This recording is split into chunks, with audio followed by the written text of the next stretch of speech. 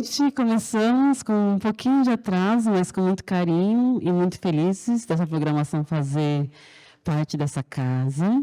Eu me chamo... Não, vou apresentar a Ana. Essa aqui do meu lado é a Ana. Ela é superintendente aqui no Instituto, cuidando da parte de curadoria e também faz parte da curadoria dessa programação. Essa é a Mari Per. A Mari, ela é gerente de educação aqui do Instituto e também coordena o programa Experiências Negras. E estou muito feliz por estar aqui com vocês.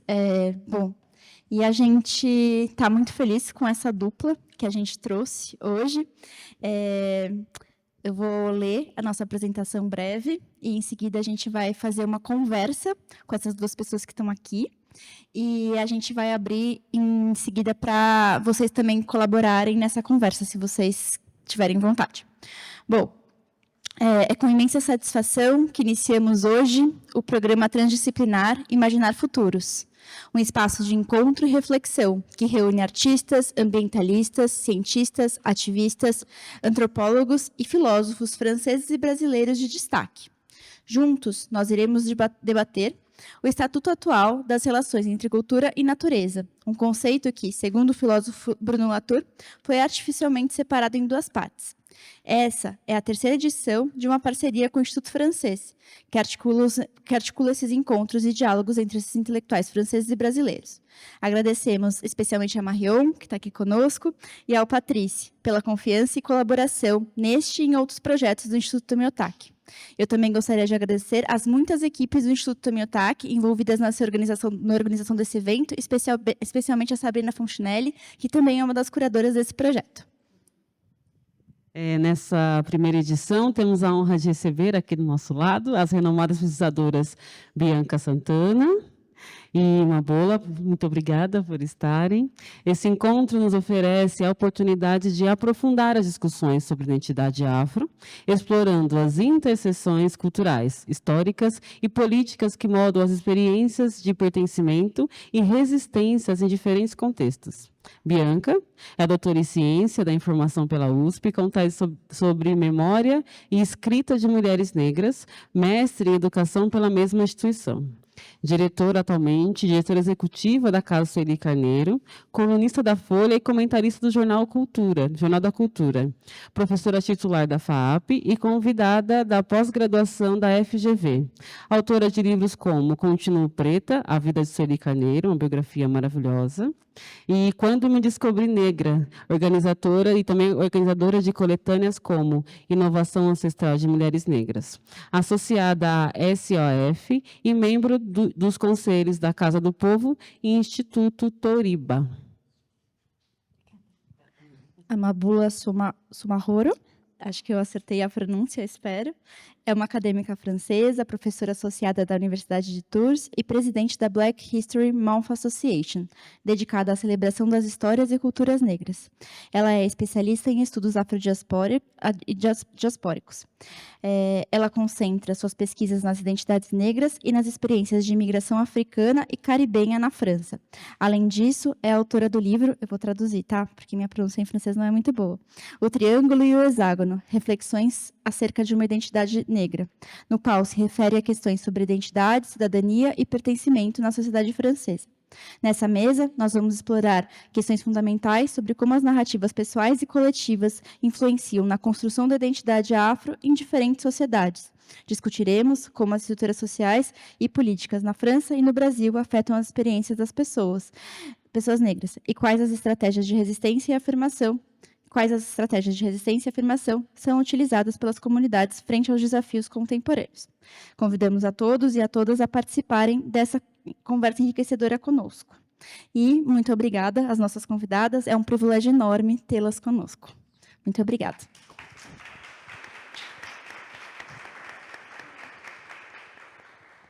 A gente começa essa conversa com uma pergunta que parte do eu das duas, olhando para esse movimento de diáspora que é complexo, diverso, que atravessa tanto de questões e cada uma das duas se enfiou, né, se embrenhou em algumas específicas. A gente gostaria muito de ouvir as suas experiências em paralelo, principalmente como a Ana já citou, o escrito da Mabula, O Triângulo e o Hexágono, Reflexões sobre a Identidade Negra. E a Bianca, a partir do Quando Me Descobri Negra, sobre essa consciência racial enquanto uma mulher parda, e uma bola sobre esse imaginário que a gente aprendeu sobre o Atlântico, essa forma de olhar para o Atlântico. Como é que vocês veem as suas experiências pessoais enquanto pessoas negras na diáspora? O que a gente precisa constituir enquanto sujeito antes de pensar na pesquisa? E aí vocês escolhem quem vai primeiro. D'accord, Bianca a choisi et a choisi A que ça allait être moi. Bianca Donc, escolheu, avant toute chose, escolheu bonsoir que à seria toutes et à eu. tous. Antes de mais nada, Merci à boa l'Institut noite a todas e pour todos. l'invitation. Je suis très Agradeço honorée ao Instituto pelo d'être convite. présente É parmi uma vous honra ce soir. C'est ma estar première aqui. fois, ma É première a visite primeira vez à Sao que Paulo, venho comment on dit a Sao São Paulo, on dit en français. Paulo, São Paulo, Donc, je como suis se toujours diz, heureuse de venir au e Brésil. eu Merci sempre l'Institut fico muito français, feliz merci de vir aqui ao Marion, Brasil. Agradeço o merci toutes Instituto les francês, participantes, et Marion, aussi un très e grand merci também aux um traducteurs et grande traductrices agradecimento dont on a aos besoin, dont on ne peut pas intérpretes, se de passer, quem précisément precisamos, quand on parle de la porque question de não la podemos diaspora. dispensá-los, La principalmente quando traduction assure falamos la a communication, respeito assure dessas les questões. échanges Assim, et temos a elle se doit toujours comunicação, as d'être de trocas, qualité de e manière à é pouvoir importante renforcer que tenha qualidade ces para poder conversations, reforçar ces échanges essas qui, conversas e justement, essas du trocas, fait de la diaspora, qui o veut dire que, l'éparpillement, com relação à qui veut dire la diáspora, séparation, que les significa séparations, separação. ces mouvements qui Esses appartiennent à cette diaspora movimentos que ont pertencem de à cesse, à travers diáspora, l'histoire, d'essayer que durante de toda a se de história converser, essayer dialogam toujours de entre revenir si, les uns vers les autres, de sempre se comprendre. tentando, buscando os Donc outros e ça, c'est le premier point tentando que je voulais dire au compreender niveau uns aos de outros. l'importance de la traduction. Esse é o primeiro comentário a Aussi respeito avec da cette importância da notion tradução. de diaspora Com relação à que j'ai noção de abordée diáspora, de manière que eu différente abordei de et qui forma s'inscrit diferente dans un temps, e que dans se des chronologies inscreve num aussi qui determinado diffèrent. período e Dans com la présentation cronologia qui a été diferente, faite, je vais na me permettre apresentação que une foi petite feita, eu gostaria de, se me précision. permitirem, fazer En uma vérité, à pequena l'origine, en tant precisão. qu'universitaire, Na en tant que realidade, chercheuse, enquanto mon travail sur la universitária e diaspora pesquisadora, a o meu commencé trabalho sobre a dans diáspora et à propos des Amériques. começou a C'est-à-dire que je m'intéresse propósito das aux Américas populations e qu'on lá, appelle ou les seja, eu populations me d'ascendance interesso africaine, pelas proches ou populações lointaines, de mais ascendência qui ont été africana, déportées dans les próximas Amériques ou dans le cadre de longínquas, la traite e nos Estados transatlantique. Unidos Et au com départ, relação je m'intéresse au ou sujet no âmbito de do manière vraiment tráfico distante et de negreiro. manière E eu me peut-être interesso scientifique, de un peu forma froide. até C'est-à-dire distante que je e um m'intéresse aux pouco personnes noires, mais científica ces personnes noires ne sont com pas moi relação às au pessoas départ. pretas, mas Donc, essas pessoas je pretas me não concentre sur les são États-Unis, la eu. communauté Portanto, eu me africaine-américaine, interesso et je me pelos Estados Unidos, concentre pela sur la Caraïbe, comunidade notamment anglophone, parce que je suis afro-americana angliciste e de o formation. Caribe, Donc, j'ai travaillé sur porque la eu sou Jamaïque, j'ai anglicista travaillé de sur les formação, États-Unis. então trabalhei J'ai également com a Jamaica longuement vécu, e notamment aux eu États-Unis, pendant une vivi dizaine d'années. durante muito Et tempo c'est nos à Estados partir Unidos, des cerca de États-Unis, à 10 partir de New anos. York, A que j'ai partir de commencé à lá, em voyager Nova dans le reste York, des a Amériques, partir donc de Nova York eu la comecei Caraïbe, a viajar la Jamaïque, pour parler anglophone no d'abord. Caribe, o Je Caribe suis allé en de Guyane, je língua suis allé au inglesa, Guyana, enfin, tous ces endroits. Jamaica, Et Guiana. à partir d'un moment, je A suis partir de um retourné vivre en determinado France. momento, Et c'est eu seulement voltei au moment où a je morar rentre na en France França. que E je quando commence à voltei incorporer la lá, présence, comecei a on va incorporar dire, a afrodescendante presença dans l'espace hexagonal afrodescendente français.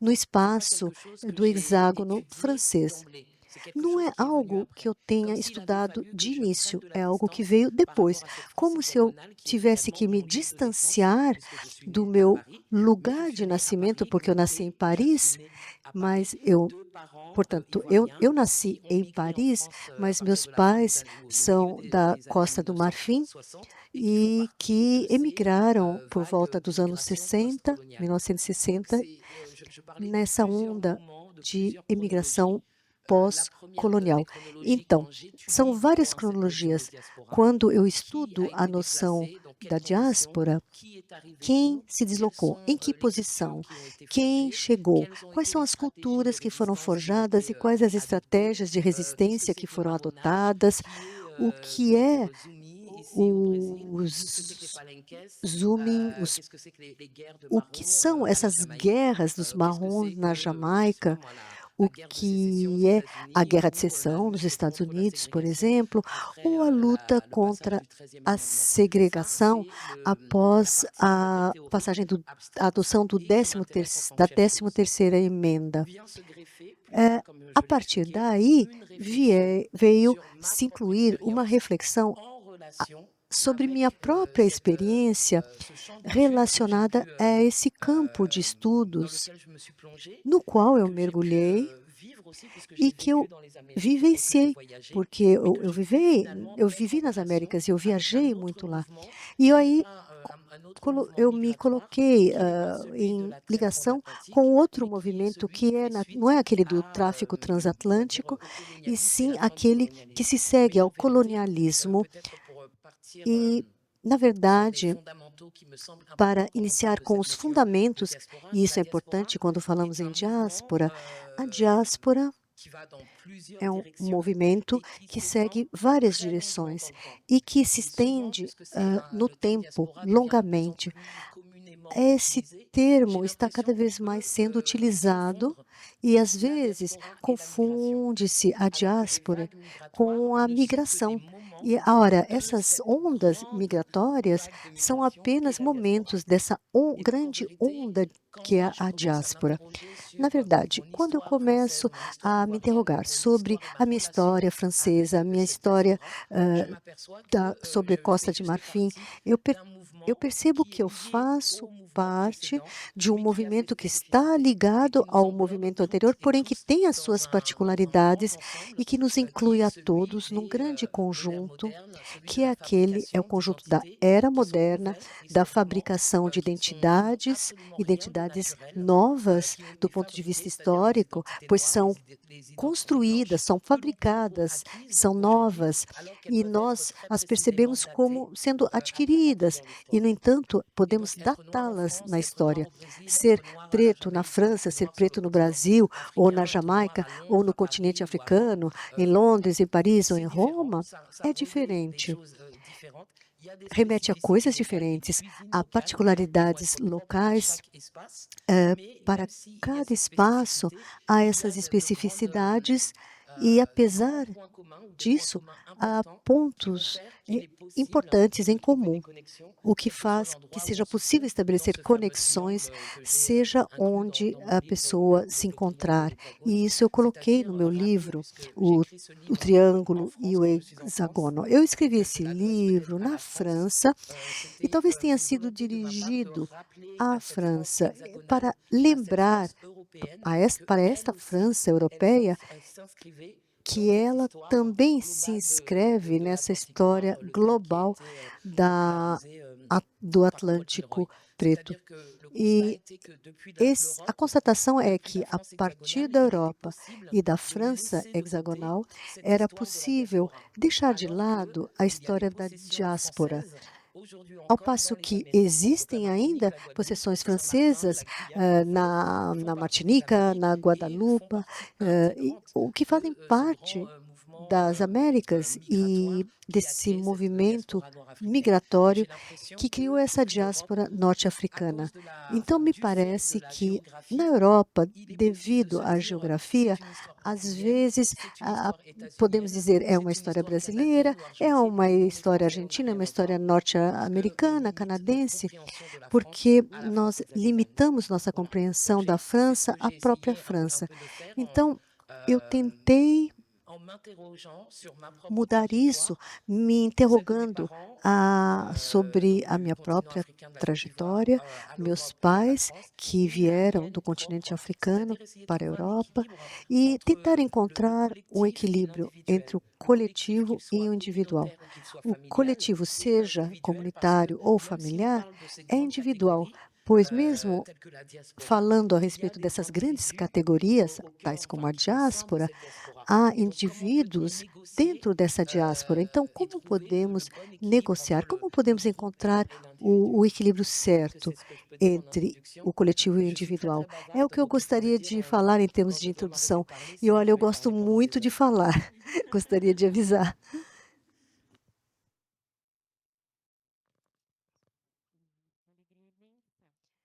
essa conversa, eu te ouvi. Muito obrigada por esse convite. E é tão tentador não responder a pergunta que a Mariana me fez sobre quando me descobri negra.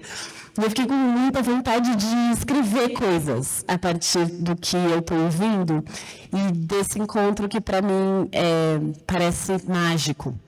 E parece mágico por algumas razões que eu vou tentar explicar rapidamente antes de falar do quando me descobri negra.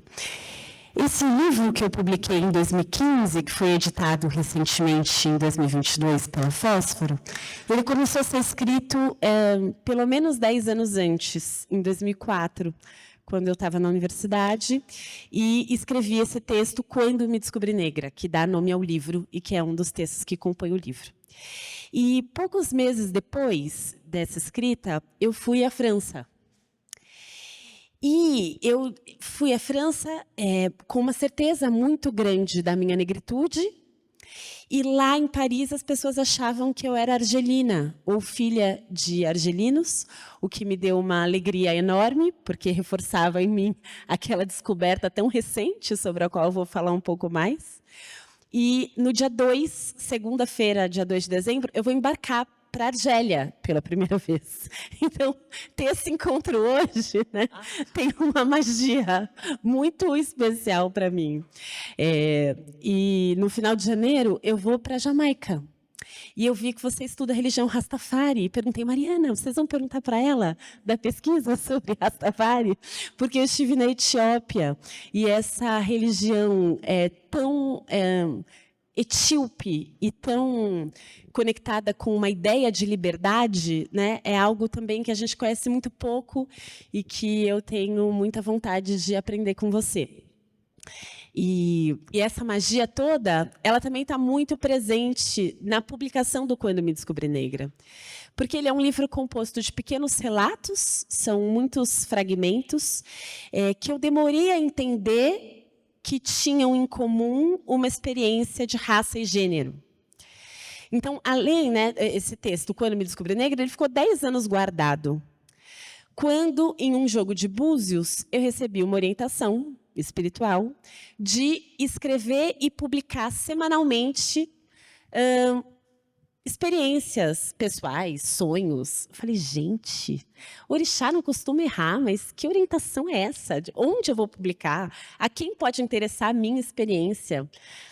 Que coisa, né? Tudo bem, eu vou ouvir o restante. Isso aqui tudo bem, Raíssa. Eu vou... Enfim, não vai dar. E 10 dias depois, o Huffington Post estava vindo para o Brasil. Com a editora Abril, chamava Brasil Post, já não existe mais. E é ótimo, porque vários veículos para os quais eu escrevi, eles não existem mais. Meus alunos de graduação acham isso muito engraçado. Mas esse veículo que não existe mais me convidou para ter um blog. E, na época, eu escrevia muito sobre educação. Eu sou jornalista de formação.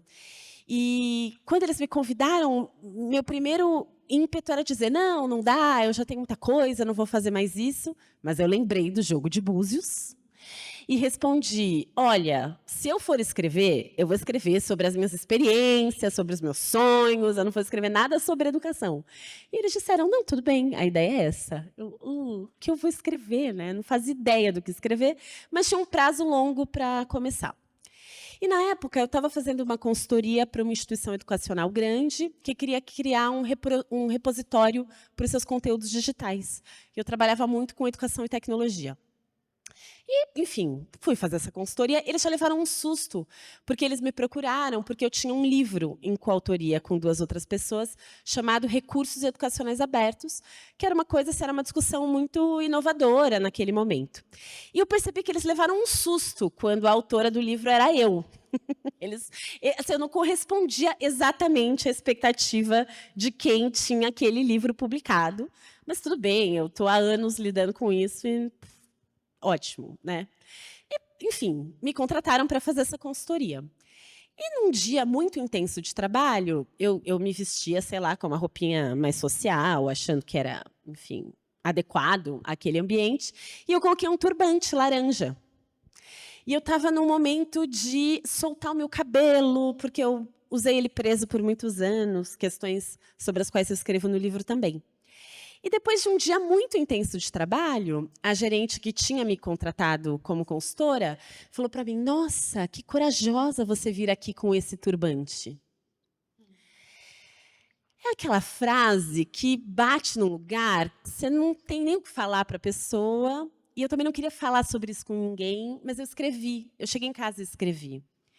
E quando eu terminei de escrever, eu me dei conta de que sempre que esses episódios aconteciam, eu escrevia e guardava. E eu pensei, será que é isso que eu vou escrever nesse blog?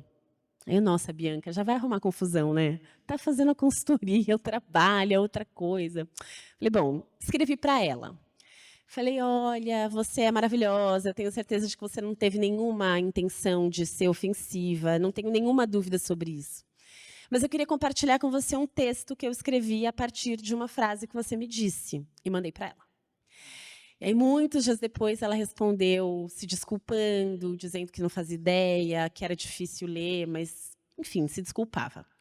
E aí eu escrevi depois, olha, é óbvio que eu não vou falar o seu nome, nem o da instituição, mas eu vou publicar esse texto. E aí também, muitos dias sem me responder, ela falou, lógico, o texto é seu. E aí eu mandei esse texto foi o primeiro. E isso abriu em mim uma porteira de assuntos sobre os quais eu não costumava falar. Um dos textos desse livro, um dos mais dolorosos, eu acho, para ler, mas também foi muito difícil escrever, é um livro em que eu falo sobre a morte do meu pai. O meu pai morreu quando eu tinha 11 anos de idade, numa morte violenta, como acontece com muitas pessoas negras nesse país, né? Uma pessoa negra é assassinada a cada 12 minutos no Brasil. Até hoje eu não sei o exato motivo da morte do meu pai, eu não sei se foi um suicídio. Ah, obrigada, merci. Ou se meu pai foi assassinado. Mas quando eu tinha 11 anos de idade, eu vi o meu pai num hospital público com um tiro na cabeça, né? Essa imagem me constitui quem eu sou. E constitui, infelizmente, a história de muitas pessoas negras no Brasil, e é um tema sobre o qual a gente não conversa, né? Não o suficiente. E muitas amigas e amigos de faculdade nunca souberam como meu pai tinha morrido, porque era algo muito difícil, um assunto sobre o qual eu não falava. E uma amiga muito querida me contou depois, eu não lembro disso, mas eu acredito nela, ela me disse que em uma viagem da faculdade, a gente foi tomar sol na beira de um rio, só nós duas. E aí, naquele momento de muita intimidade, ela perguntou para mim, mas, Bi, do que o seu pai morreu mesmo? E ela disse que eu respondi, num acidente, recolhi as minhas coisas e fui embora. E eu não lembro disso ter acontecido, de tanto que era difícil para mim. E aí eu escrevi um texto para esse blog, mandei para a editora, e depois de mandar, eu chorei, e lembrei que as pessoas que eu mais amava não sabiam disso. E eu mandei um e-mail para os meus amigos, falei, olha, gente, desculpa falar com vocês desse jeito, mas está aqui um texto que eu escrevi. Falei, gente, o que está acontecendo? Acho que eu enlouqueci de vez, mas mergulhei nessa história de escrever semanalmente.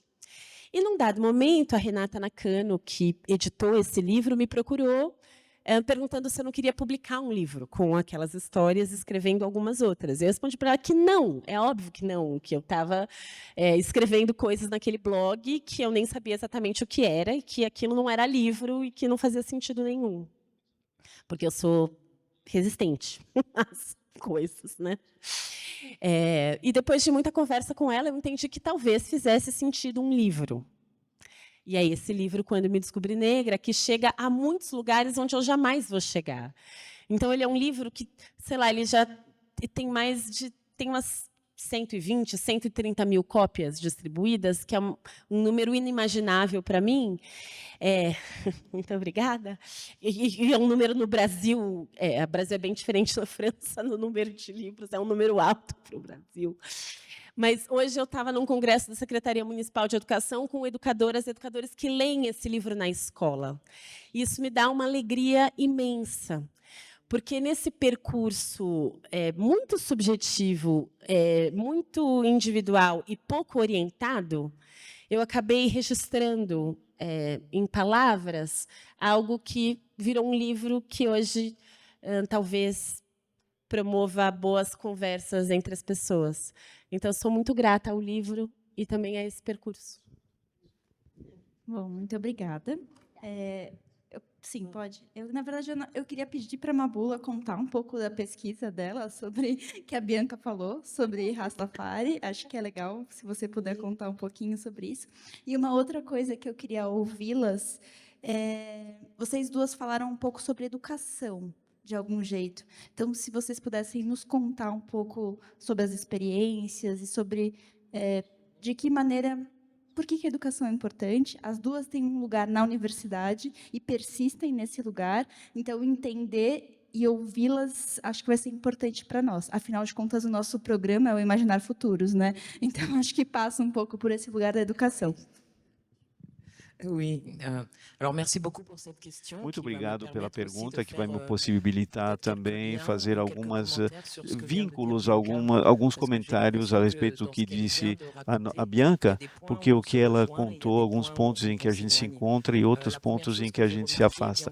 A primeira coisa, Bianca, no seu percurso, e depois eu vou falar do Rastafari e da educação, e tudo está ligado. E, Bianca, naquilo que você acabou de contar, você começou a escrever a partir do Brasil. E, no meu caso, é diferente, foi necessário um desvio. E eu não escrevi, pelo menos o triângulo do hexágono, eu não escrevi imediatamente. Ou seja, eu escrevi em 2019 e foi editado em 2020. Eu acho que as datas, ela falou dívidas, mas foram datas, é um lapso, disse ela. Então, em 2019, faz 10 anos que eu era professor titular na universidade. Faz também 10 anos que eu voltei, dos 10 anos que eu passei nos Estados Unidos. É como se fosse um momento da minha vida e da minha carreira em que eu me pergunto, eu me interrogo sobre o que eu tenho vontade de fazer. Ou seja, a partir da tese em 2008 sobre o rastafarismo e a educação, eu tinha publicado artigos universitários, eu tinha contribuído para capítulos de obras coletivas, eu tinha adquirido essa língua universitária de que se necessita para conseguir o diploma. E mesmo que eu tivesse sido um pouco rebelde no meu tema de tese, que eu tinha escolhido, que tinha a ver sobre a noção de diáspora, que falava das nações islâmicas nos Estados Unidos, o movimento Rastafari, não era um tema que era clássico nos estudos de inglês. Eu tinha que lutar para esse tema, mas eu tinha escolhido esse tema justamente para sondar, explorar aquilo que tinha a ver com a paixão. Eu escutava muito rap, muita música reggae, e o rap e o reggae que me fizeram fazer essa tese de doutorado. Por outro lado, o que eu constatei, redigindo essa tese de doutorado, é que eu tinha a impressão, para responder aos cânones da universidade, tinha a impressão de retirar, de extrair aquilo que eu chamo todo o calor desses movimentos, ou seja, eu tinha que falar dos processos de racialização da obra dentro do espaço atlântico, modelado pela história moderna, ao passo que em mim mesma eu tinha lembrança de noites, de encontros feitos na Jamaica, e eu não tinha conseguido transpor pela língua acadêmica todo o lado vibrante, todo o lado dinâmico dessas culturas. Portanto, eu estou contando essa história para dizer a vocês que em 2019, a partir do final da tese, eu disse para mim mesmo, eu não tenho vontade de falar. Pronto, eu tenho o diploma e depois, de uma maneira bastante rápida e com muita sorte, eu consegui um cargo, eu sou titular, mas não é minha língua. E eu não tenho vontade de escrever assim, e eu reconheço o caráter muito elitista das instituições de ensino superior. E como eu faço, então, para reconciliar os diferentes aspectos da minha vida? Ou seja, eu cresci, eu venho de uma família muito tradicional, de um meio da costa do Marfim islâmico, eu cresci pobre, o acesso à educação fez parte do meu elemento. Então, é como se hoje eu estivesse ao lado de outras esferas sociais que não são a minha esfera de origem. Então, eu navego sempre entre diferentes mundos e eu tenho sempre esse sentimento de trair o meu de origem, não estou de acordo com esse mundo de acolhida da educação. Então, em 2019, quando quando eu escrevi o Triângulo do Hexágono, é um tipo de declaração de independência, e eu me dizia, não há desafio, eu já tenho o diploma, já tenho o cargo, eu sou funcionário, vitalícia, nunca vão poder se livrar de mim, então eu tenho vontade de escrever, eu tenho alguma coisa a dizer, eu tenho alguma coisa a dizer em nível da minha pesquisa, mas também em nível da minha vida, da minha trajetória. Qual é essa forma? Quando eu escrevo, diferentemente de você, eu não sei. É o que escrevo, é alguma coisa que vem de dentro, eu não sei que forma vai ter. Me dizem que é um ensaio, é uma autobiografia, é um artigo longo, acadêmico, eu não sei, mas eu escrevo. E o segundo ponto que eu tenho a dizer a respeito desse tema é que quando eu escrevo, novamente, eu não estou na França. No início, eu ainda estou nos Estados Unidos por um ano e, como sempre, como de costume, cada vez que eu estou longe da França, eu sou obcecada pela França. Olha o que acontece, eu leio e começo a escrever, mas em língua inglesa. E há muitas coisas que me pareciam possíveis, porque eu as escrevia e eu as apresentava em inglês diante de um público anglófono, nas diferentes apresentações que eu fiz durante todo aquele ano de 2016 nos Estados Unidos. Quando eu volto para a França, as editoras me perguntam se eu tenho alguma coisa para publicar e eu digo a eles, sim, eu tenho 40 páginas, eu gostaria de continuar a trabalhar, eu vou lhe dar essas páginas. Quando eu dou as páginas a eles, a editora fala, sim, muito bom, nós estamos interessados, mas só que está em inglês, você precisa traduzir para o francês. E era um problema para mim, eu não conseguia traduzir a mim mesma, não conseguia dizer aquilo que eu tinha dito em francês, porque estava em inglês. Eu não conseguia dizer, eu estava bloqueada, tinha um bloqueio. A situação foi resolvida pela minha editora, que me deu a melhor das ideias. Me disse, tenta escrever pensando no porquê você não consegue escrever em francês. E aí, isso foi o que deu a introdução do Triângulo do Hexágono. E nessa introdução, por exemplo, a língua fantasma dos meus pais, a língua de Olá que eu não falo, mas que é familiar para mim, que eu entendo um pouco, ela voltou. E no texto em inglês eu nunca tinha falado essa língua. Então, uma das diferenças entre você e eu, Bianca, do ponto de vista, é que eu tive uma necessidade de partir, de viajar, e precisei de outra língua para voltar para uma língua e me apropriar dessa língua francesa, que no fim das contas, além de outras coisas, além da língua de me pertence também. Então, o Triângulo do Hexágono foi também um tipo de ancoragem nesse espaço francês e francófono. E um espaço que deveria permanecer menos ambíguo do que antes, porque no fim das contas a França me pertencia também, que eu queira ou não, ou que ela o queira ou não. Então, a gente estava juntos. Então, para voltar ao rastafarismo e o tema da educação, vou tentar ser um pouco mais breve. O rastafarismo, como você o disse, Bianca, o que me interessou realmente é a questão do que nós chamamos de nacionalismos pretos nas Américas, essas utopias, todos esses pensamentos idealistas, todos esses projetos de volta, de retorno para a terra-mãe, o paraíso perdido que a África se constitui, para as pessoas que foram tomadas por força nessa diáspora. Interrogar-se sobre a questão da casa, o local de origem, o local que nós perdemos e em direção ao qual de que se sonha, que temos fantasias e para o qual queremos voltar. Então, o rastafarismo é isso, é uma narração, é um posicionamento sobre a vida, sobre a história, é uma estratégia de resistência que foi, enfim, todos esses elementos foram tão poderosos que possibilitaram e desencadearam um tipo de volta com alguns rastas da Jamaica, Caribe, que partiram e foram instalar-se na Etiópia. Então, trata-se de alguma coisa que não pode ser levada assim. é uma narração que faz movimentar as pessoas, que faz atravessar o Atlântico, que tenta reparar a genealogia, a história, a dignidade. É interessante do ponto de vista intelectual, mas também coloca questões. Ou seja, o que a Etiópia pensa do movimento Rastafari? O que os etíopes pensam dessas pessoas que, em nome de suas crenças na divindade de Haile Selassie, vêm instalar-se em Xaxamata, na Etiópia, graças a terras que foram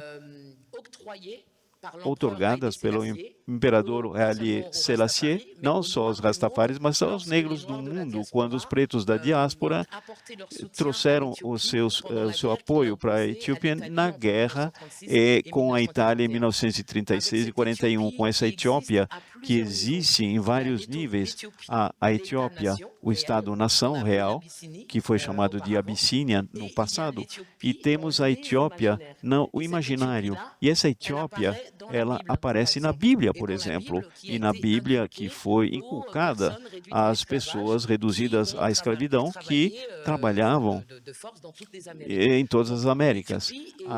A Etiópia é um dos únicos países africanos que é mencionado na Bíblia e que, como nós sabemos, foi um local de emancipação para as populações pretas das Américas. O segundo é o Egito.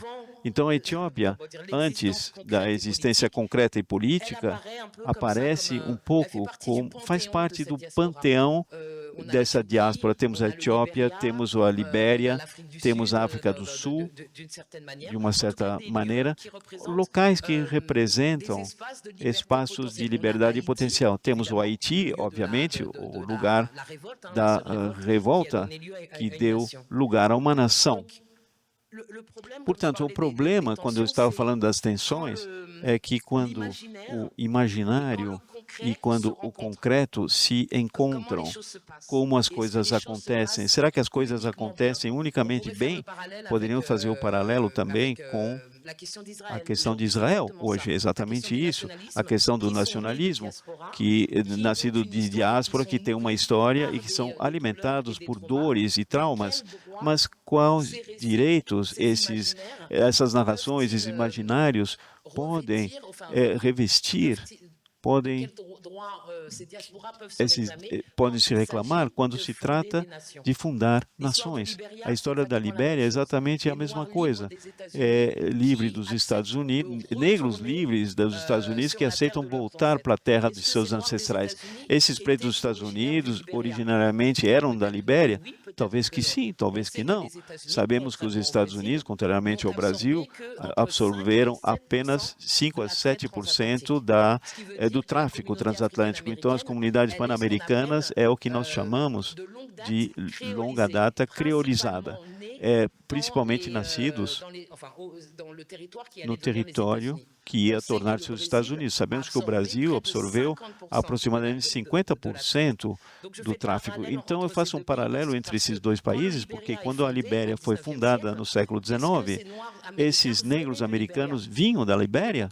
As populações indígenas que estavam nessa costa oeste africana eram felizes de ver voltarem essas pessoas que querem essa terra e que vão tomar o controle e vão tomar a gestão em nome da República Liberiana, que hoje está muito associada aos Estados Unidos, que tem a sua capital, que foi nomeada Monrovia. John Monroe era dos Estados Unidos, que estava a favor da criação da Libéria. Então, todas essas questões que me interessam quando eu falo do nacionalismo negro, da religião, ou seja, de que maneira as pessoas em catividade, que foram lançadas nisso, tentaram imaginar futuros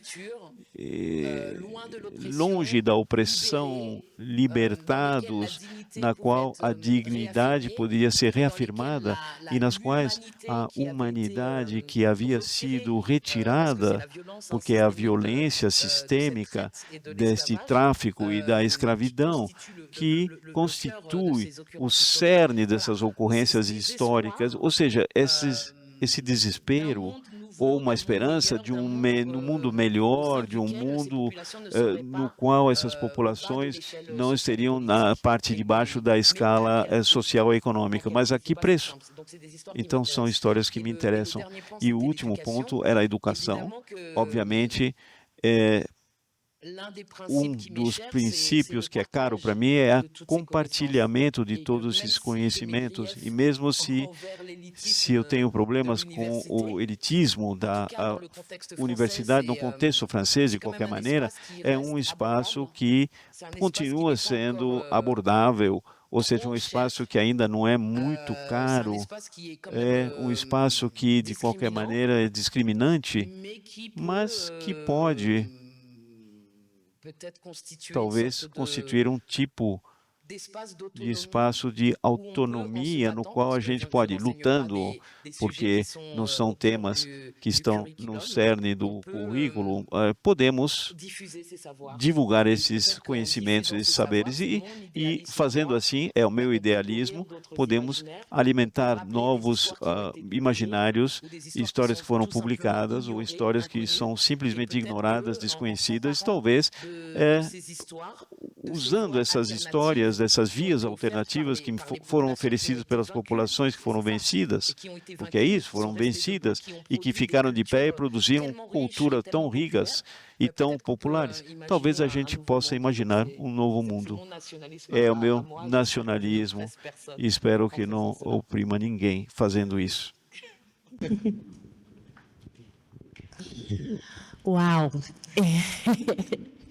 Me parece que esse conhecimento, essa necessidade de conhecimento, de compartilhar, mas também de aprender, ela está tão conectada com essa imaginação de futuros, né?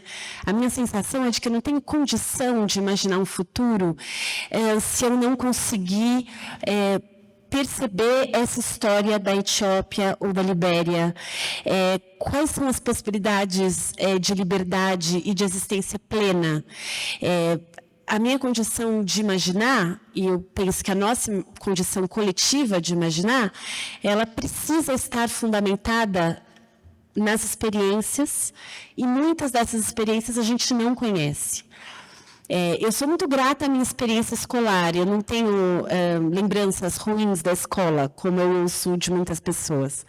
Mas mesmo tendo tido uma experiência escolar feliz, eu sentia muita falta daquilo que a escola não contava, ou daquilo que não estava nos livros. Então eu tenho lembranças de perguntar para a bibliotecária, para professoras, para minha família. Ah, ótimo, adorei ouvir a história desse jeito. Mas como era para quem morava na senzala? Mas onde eu acho o livro de quem constituiu o Quilombo? Mas como eu sei exatamente como era a vida em Palmares? E as pessoas me respondiam, não, esses livros não têm, essa história não existe. E eu tinha certeza de que elas estavam erradas, certeza, desde muito pequena. Pensava, não, tudo bem, ela não sabe. Não, ok, ela nunca leu, mas eu vou achar. Né? E essa certeza de que essas histórias existiam e de que dava para procurá-las, ela me moveu ao longo da vida. E eu tive uma alegria, assim, fiquei muito emocionada quando em 2018, ou 18, quando em 2018, eu fui pela primeira vez em Salvador, na Bahia, no Irolim, Centro de Cultura e Memória Negra. E o professor Edson Cardoso, que me recebeu na porta do Irolim, na hora que ele abriu a porta, é uma sala comercial em Salvador, no centro de Salvador. Quando ele abriu a porta e eu vi aquelas estantes repletas de livro, eu fiquei muito emocionada. Eu não sabia o que tinha lá dentro, mas eu senti que eu tinha encontrado. Finalmente eu cheguei ao lugar onde eu vou encontrar o que eu buscava. E eu não falei isso para ele naquele momento, eu fui entrevistá-lo para a biografia da Sueli, que eu estava escrevendo, eles foram amigos por muito tempo, ele é um dos testemunhos de resistência que ela conta na tese dela, uma tese sobre educação. Né? Então a Sueli vai falar sobre o dispositivo de racialidade, sobre as relações sociais no Brasil, sobre esse biopoder, né, essa política de morte imposta à população negra brasileira, seja pelo extermínio, seja pelo abandono, mas ela vai olhar para a experiência de educação de militantes do movimento negro que resistem ao racismo. Então, ela traz a história de 4 pessoas e uma delas é o Edson Cardoso. Então, eu fui entrevistá-lo pela biografia. E, no meio da conversa, antes mesmo de me mostrar o que tinha na estante, ele disse assim para mim: a gente ouve que o Quilombo dos Palmares existiu por 100 anos. Mas o que a gente sabe é que teve resistência à tentativa de destruição do Quilombo de Palmares por pelo menos 100 anos. O quanto existiu antes, o quanto existiu depois, a gente não sabe, ou pelo menos isso não está escrito por nós. E ele dizia, a Serra da Barriga, e aí se vocês olharem no mapa, a Serra da Barriga ela é grande, ela pega um pedaço de Alagoas e de Pernambuco, e ele fala, o que será que a gente encontra se a gente tiver em algum momento uma escavação na Serra da Barriga? Porque ele fala, uma sociedade tão sofisticada que resistiu por pelo menos 100 anos à tentativa de destruição de quem tinha arma, dinheiro, o Estado, o poder, quem tinha tudo. Esse grupo que resistiu por 100 anos não deixou nada para a gente. Ele falou, imagina, lá em cima, na Serra da Barriga, essas pessoas olhando para uma nova investida maior do que as anteriores, avaliando que talvez não tivessem condição de resistir. O que essas pessoas fizeram? Ele falou, eu não acredito que não tenha sido deixado nada para a gente. Nossa, né? E essa possibilidade de escavação física, que talvez um dia exista na Serra da Barriga, eu espero que um dia exista, ela é também uma possibilidade de escavação simbólica, né? No ano passado, no 20 de novembro, a gente subiu a Serra da Barriga, a Coalizão Negra por Direitos, e o professor Edson Cardoso junto. E quando você vai, eu não sei quem aqui já esteve na Serra da Barriga, que hoje é um parque nacional, e tem uma árvore, que ela tem fragmentos, né, restos de uma árvore, num lugar tão bem posicionado, que tem tanta relação com simbologias de religiosidade de matriz africana, que a sensação que dá é que aquela árvore testemunhou tudo o que aconteceu naquele lugar. Estar perto daquela árvore com aquelas pessoas traz possibilidades de imaginar, ou se a gente quiser usar os termos da Saidiya Hartman, de fabular o que aconteceu, mas também possibilidades de futuro que são muito grandiosas. E pensar que até a década de 1980, então do século XVII até a década de 1980, a gente não tinha ali nenhuma marcação daquele espaço de memória como patrimônio. E aí o Abdias do Nascimento trabalhou intensamente para existir ali um parque nacional que fosse considerado patrimônio e que tivesse a memória de Palmares e de Zumbi fundamentada naquele lugar. Eu não sei se as cinzas ou os restos mortais do Abdias estão lá. Então, tem um túmulo do Abdias na Serra da Barriga. E eu conversei com a Elisa Larkin, a viúva do Abdias, antes de ir, e ela pediu para eu mandar beijo para o Abdias ali na Serra da Barriga ou algo do gênero. Então, eu peguei algumas flores e fiquei ali um tempo, né, conversando com o Abdias. E muito grata a essa ousadia e a essa genialidade. Eu falei, gente, como esse homem convenceu tanta gente, ele convenceu até o Estado brasileiro a desapropriar esse lugar. E como é que eu só vim aqui hoje, como ele não tinha vindo aqui antes?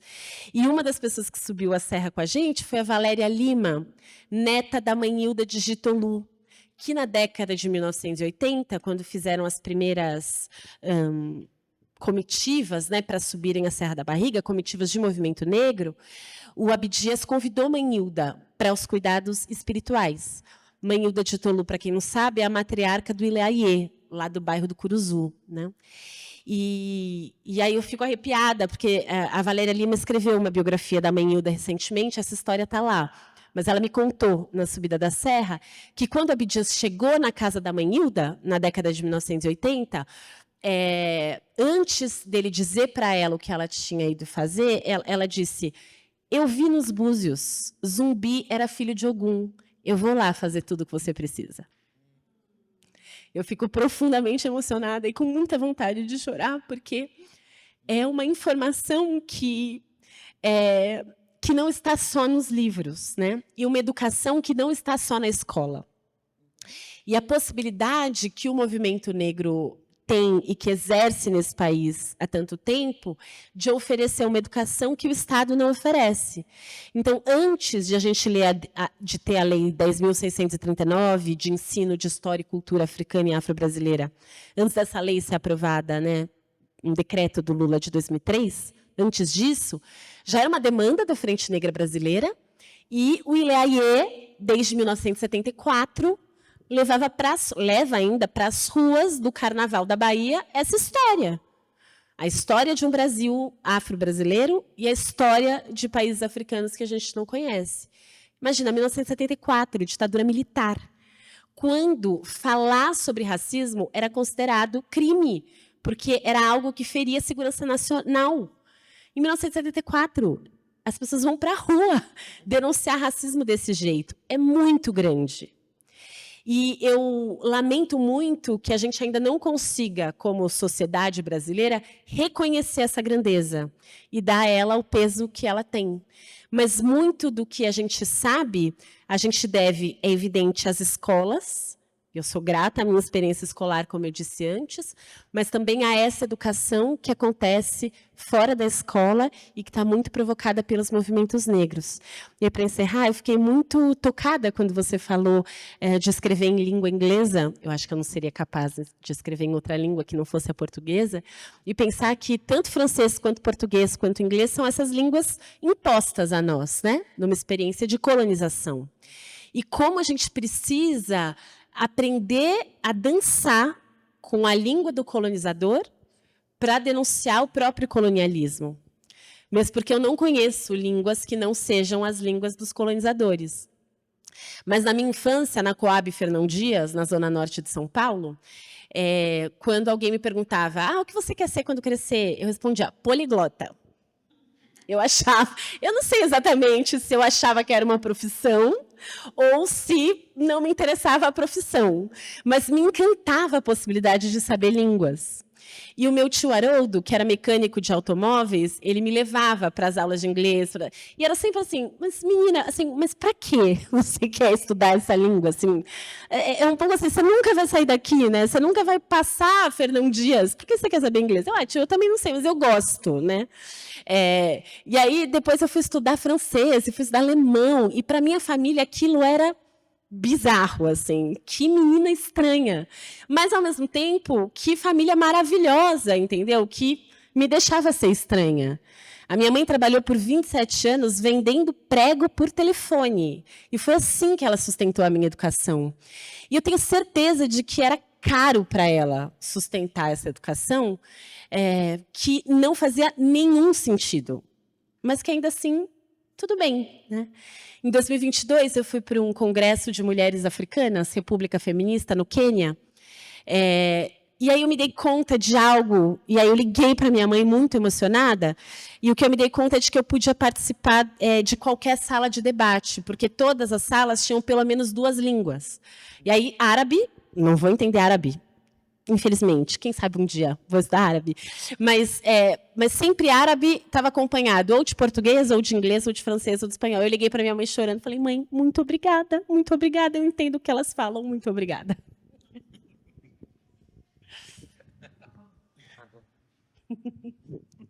Está conseguindo respirar? Alors, vous arrivez. Uau! Eu acho que, como a Bianca diz, esse poder que o Abdias teve de ir lá e reservar um território com tamanha força e símbolos e possibilidades de escavações materiais ou não, a gente vive aqui uma escavação muito parecida nessa noite, né? De poder, com essas 2 mulheres, inaugurar, com as mesmas palavras, outros territórios em nós. quando a Bianca e como as duas acabaram de falar sobre educação de lugares completamente diferentes e como a gente esperava que essa resposta fosse dada a nós, quando a gente fala de educação, a gente também não pode esquecer que são dois corpos que partem e nascem e se movimentam dentro do movimento negro, que ele é por essência educador. Quando está na rua batendo o pé no chão descalço, quando está aqui falando desse jeito, lindas, em todas as esferas. Então, só não quero deixar de dizer e nos lembrar de respirar, e que a gente está vivendo juntos uma escavação importante aqui. E com isso, a gente quer abrir um primeiro momento de perguntas de vocês. O que está mexendo? Pode ser uma pergunta, pode ser só uma observação, pode ser um comentário, fiquem à vontade, só para a gente também se alimentar das palavras de vocês. Eu quero, mas a minha pergunta é um pouco breve e, enfim, eu estava ouvindo tudo o que vocês estavam me falando e contando as experiências de vocês, e eu fiquei pensando muito sobre um assunto que está muito em debate atualmente, que é reparação. E eu queria ouvi-las em torno desse tema. E para a Bianca eu queria perguntar, a Casa Sueli Carneiro é uma medida de reparação de algum jeito? Não sei. Começa dessa vez? Pode. A Casa Sueli Carneiro vai ser reparação quando ela for política pública multiplicada no país inteiro para cuidar de memória negra a partir das trajetórias das mulheres negras, né? O dia que isso for uma política pública construída pelo Estado com a seriedade que a gente merece, acho que a gente pode chamar de reparação. O que as mulheres negras têm feito no Brasil, desde sempre, é, com condições muito precárias, fazer aquilo que o Estado não faz, né? Assim, então, se a política pública destinada à população negra é a morte, como a gente é a maior parte da população do Brasil? Como a gente é 56% da população? Tem muito conhecimento, tem muito saber, tem muita estratégia, muita mesmo. Mesmo que essa abolição, que algumas pessoas chamam de falsa, outras pessoas chamam de inconclusa, mesmo que essa abolição tenha sido, vocês estão livres para morrer de fome pelas sarjetas do país, como disse Sueli Carneiro, sem acesso à terra, sem acesso à educação, sem trabalho, mas com lei que impede o acesso à terra, lei que encarcera, né, lei que proíbe a educação, né, então, política pública de restrição de direitos, né, e não de acesso a direitos. Não é, então, é mais grave do que a gente não ter tido política de reparação. A gente tem mesmo política de morte, né? E eu confesso que eu tenho dúvidas se a gente pode esperar do Estado política de reparação para a população negra ou para a população indígena. Porque o Estado é essa invenção europeia, feita para preservar a burguesia, né? Falando em termos marxistas. Então, assim, é sério que a gente realmente acredita que o Estado é suficientemente plástico para a gente se apropriar dele e fazer justiça ou transformar todo mundo, de fato, em cidadã e cidadão? Muitas vezes eu vou na onda de que sim, como estratégia também. Mas acreditar mesmo, eu não acredito no Estado. Eu acredito no quilombo. E o quilombismo do Abdias, como essa noção de organização autônoma, paralela ao Estado, de promoção de vida, de liberdade, de acolhimento, né? Quilombo é esse lugar constituído por pessoas negras que foi possível no Brasil graças às alianças com os povos indígenas, que é quem conhece a terra, que é quem conhece o caminho, que é quem sabe qual erva dá para usar para quê, que conhece as divindades do lugar. Então, existe quilombo porque existe aliança afro-indígena. E nos quilombos existia presença indígena e presença de pessoas brancas. Pessoas brancas perseguidas, pessoas brancas pobres eram muito bem-vindas a diferentes quilombos, inclusive o quilombo de Palmares. Isso não é invenção, isso tem em registro, arquivo histórico, né? Tem materialidade nessa informação. Então, me interessa mais o quilombo que o Estado. E aí, nessa perspectiva de quilombo, é produção de existência, de futuro, de imaginação, mais do que reparação. Porque reparação é reforma, né? Reparação é vamos ver aqui o que dá para fazer por nós, que é uma demanda política fundamental, que a gente precisa dela para lidar com a institucionalidade. Então, quando a gente pensa na coalizão negra por direitos, tem os direitos burgueses como fundamento, e é isso, né? E reparação é uma demanda muito importante. Então, é uma luta mais do que válida. Mas, quando a gente usa a palavra imaginar, eu acho reparação uma palavra pequena. A gente está tão longe dela, e, mesmo assim, eu acho tão pouco pensar em reparação. Talvez reparação seja um caminho para a liberdade, né? E para a liberdade de todo mundo. Essa história também de pretos no topo, que a gente está numa confusão, né? Que confusão! Pretos no topo significa ter topos, tem topo, tem base, e aí tem hierarquização como premissa. E que coisa mais racista que hierarquização de pessoas? Então, não, né? Ou um debate dessa semana, pardo é negro ou pardo não é negro? Meu Instagram essa semana foi um chorume de uma partitude que não quer ser negra, e eu acho ótima a dimensão subjetiva das pessoas se autodeclararem como elas quiserem. E se elas quiserem se dizer pardas e pardas não negras, eu respeito na dimensão subjetiva. Só que na luta política, isso não faz sentido algum. Porque quando a gente fala de população, a gente precisa de dado demográfico, e a gente precisa de grandes categorias. E a gente só faz a disputa política com grandes categorias. Então, assim, que lindo que você é pardo e não negro. Mas, assim, se você puder não atrapalhar a luta política por cota racial ou por reparação, vai ser ótimo. Porque não é sobre você, é sobre uma população que não acessa direitos. É também sobre você.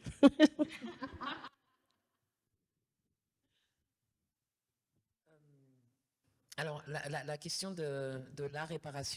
da reparação, das reparações, se a gente usa o termo no singular ou no plural, em todos os casos é uma questão complexa. Frequentemente, cada vez se fala mais e mais de reparação hoje em dia, de qualquer maneira, nesse mundo ocidental, e fala-se também da questão de reparação financeira. Às vezes, podemos também evocar a questão da reparação, da restituição de terras, ou a restituição, por exemplo, de obras de arte nos museus. Então, todas as formas que são bastante materiais para fazer eco àquilo que disse a Bianca.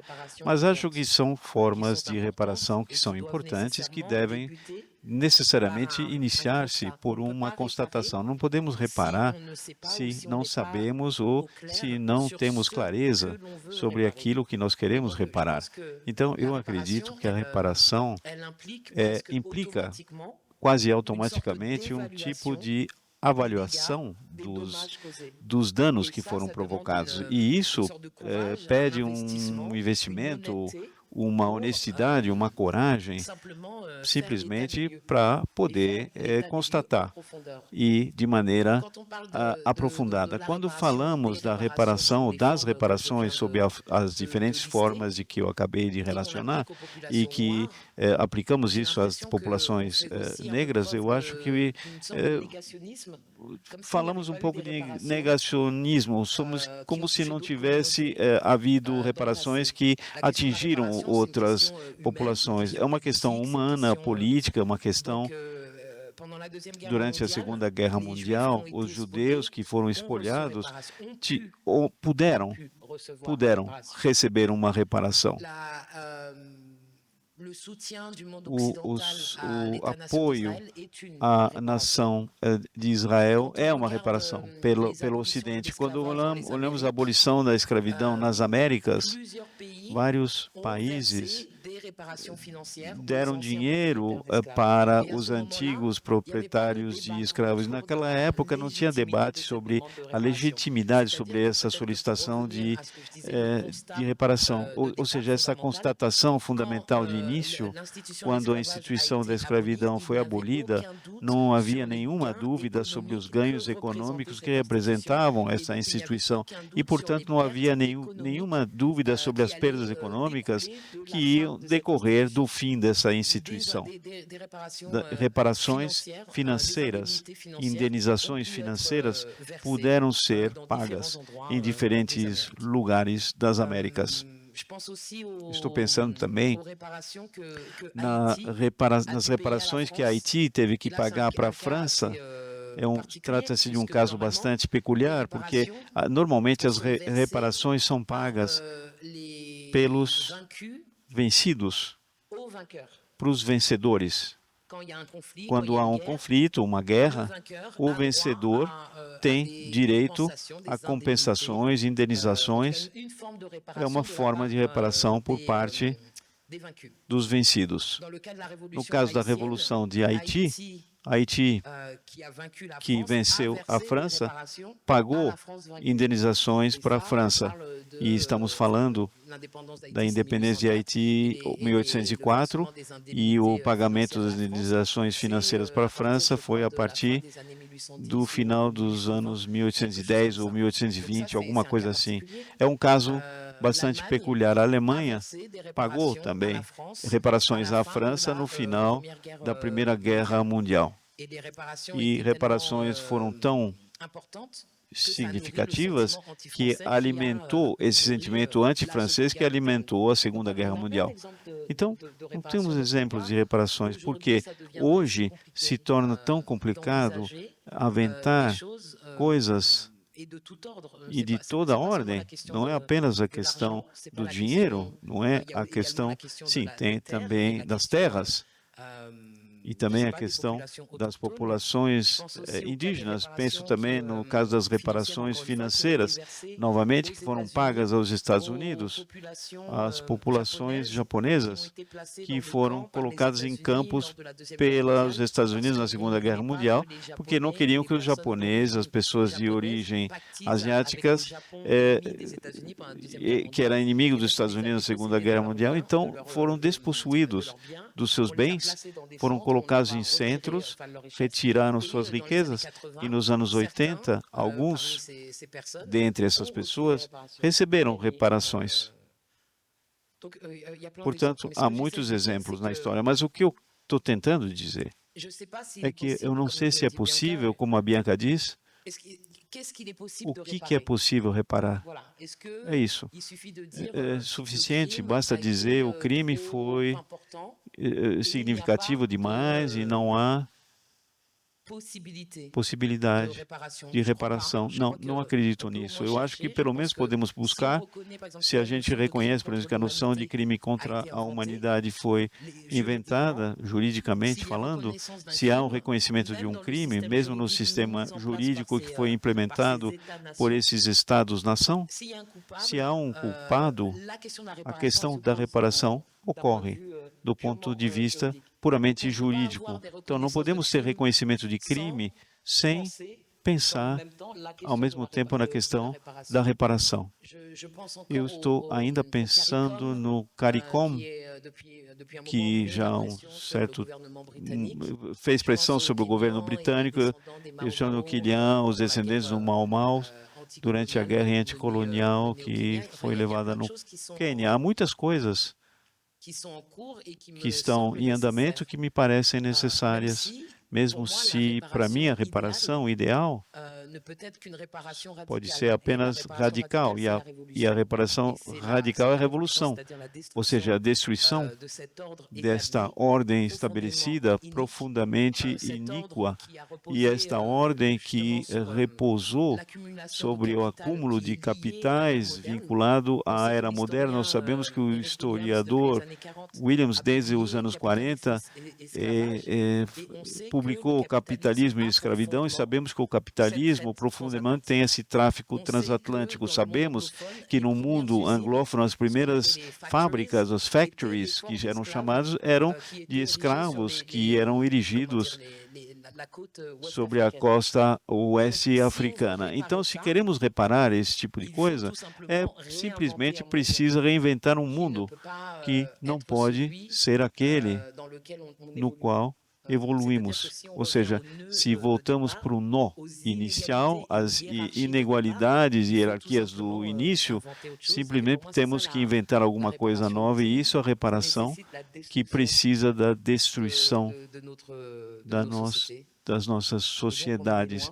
E, portanto, estamos longe, mas, de qualquer maneira, podemos esperar, podemos sonhar, podemos imaginar, e são todas essas encantações, essas preces, esperanças, materializadas ou não, que fizeram com que as coisas avançassem no nível em que avançamos, porque há progresso, sem dúvida, mas não estamos ainda no nível do paraíso sobre a Terra, ainda há trabalho a ser feito, mas a questão da reparação é uma questão primordial que não deve, na minha opinião, apagar a da constatação.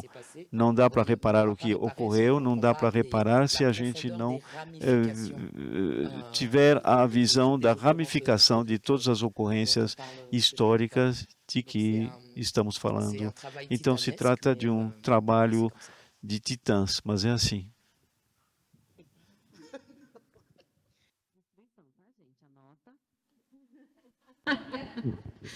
E aí, anotou? Porque quando a gente pensa o tamanho dessa violência e a solução é a destruição, é muita coisa, né, que a gente tem que olhar no meio do caminho.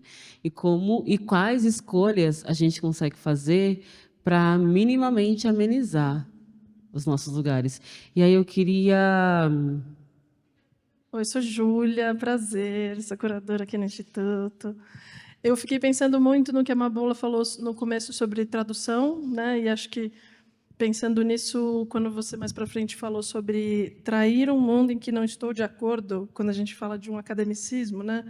De estar dentro disso, trair e traduzir são palavras que vêm de uma mesma etimologia, né? Eu fiquei muito intrigada e eu queria muito ouvir de vocês duas como que a gente pode estar dentro de um sistema e trair esse sistema. Acho que falar um pouco sobre a traição dentro desse contexto. Acompanhando a destruição, né? Obrigada. Olá, boa noite. Muito obrigada, todas vocês. Meu nome é Carolina. E a pergunta que eu queria trazer para vocês para além de agradecer, então eu falei assim, vou levantar lá e agradecer que vocês falaram, até alguém tem pergunta, eu falei, é isso, para mim está sendo muito bom estar aqui, é muito, é isso, muito bom mesmo. E aí a minha pergunta para vocês, que eu fiquei pensando, quais são as relações que vocês percebem entre música, a escrita e a sala de aula, entendendo vocês duas como educadoras, né? A Bianca tem dado aulas, né, de escrita. Então,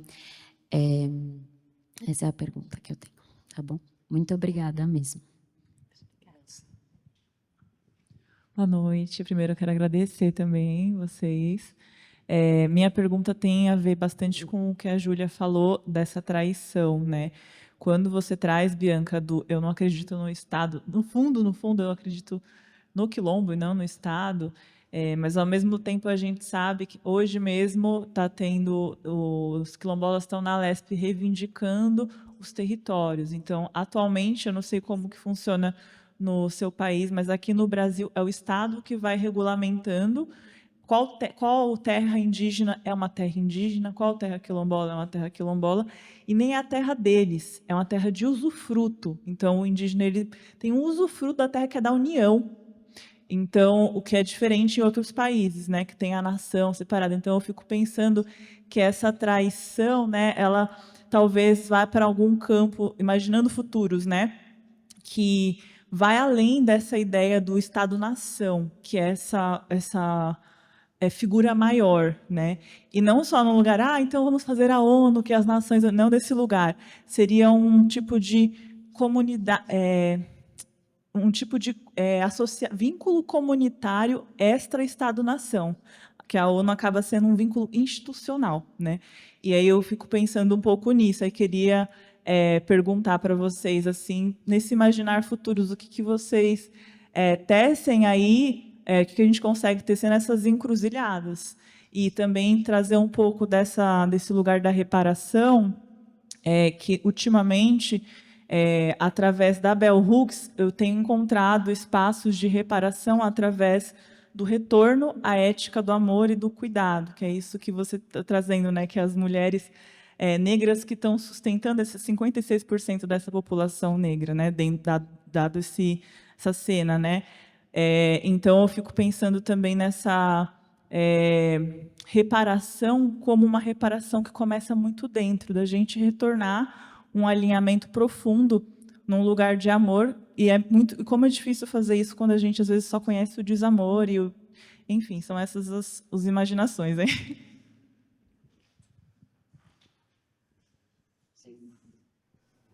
Uau! Eu acho que eu vou começar pelo amor. Acho que eu vou começar pelo amor. Eu acho que, obviamente, é um ponto de início que é interno e interior, e a questão do cuidado, e de Bell Hooks também, é a questão do amor, podem ser realmente questões radicais, ou seja, é preciso partir daí, principalmente porque estamos falando de populações e comunidades que foram desumanizadas, maltratadas, que é como se não tivessem mais o privilégio de investir nessas esferas, o cuidado, o amor, e recuperar isso. É também político, é tão político quanto recuperar terras, ou recuperar dinheiro, ou recuperar em que outra coisa a gente poderia pensar. Mas sim, eu estou totalmente de acordo, isso faz parte da questão da reparação, ou seja, reparar-se a si mesmo, a sua dignidade, reparar a sua humanidade, que tem a ver com a questão do cuidado, também é político.